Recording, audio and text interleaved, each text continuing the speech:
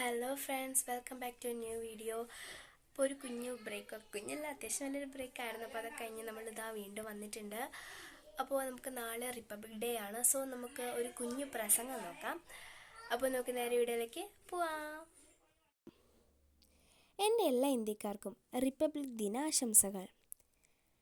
ഇന്ന് നമ്മൾ 77ാമത് റിപ്പബ്ലിക് ദിനമാണ് ആഘോഷിക്കുന്നത്. 1950 ജനുവരി 26 നമ്മുടെ ഇന്ത്യ റിപ്പബ്ലിക്കായത്.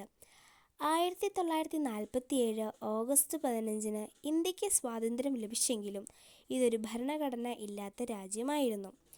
ഡോക്ടർ BR അംബേദ്കർ അധ്യക്ഷനായിരുന്ന 7 സദസ്യരുടെ നേതൃത്വത്തിൽ ഡ്രാഫ്റ്റിംഗ് കമ്മിറ്റിയിൽ നിർമ്മിച്ചതാണ് ഈ ഭരണഘടന.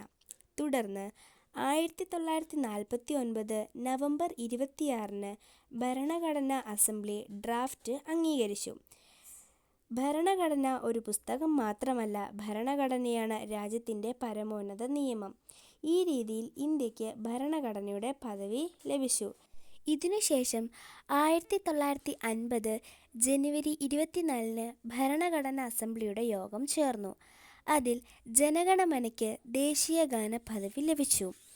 1950 ജനുവരി 26 മുതൽ രാജ്യത്ത് ഭരണഘടന പ്രാബല്യത്തിൽ വന്നു. ഇന്ത്യയിൽ കൂടുതൽ സംസാരിക്കുന്ന ഭാഷ ഹിന്ദി ആയതിനാൽ ഹിന്ദി ഭാഷയെ രാഷ്ട്രഭാഷയായി തിരഞ്ഞെടുത്തു.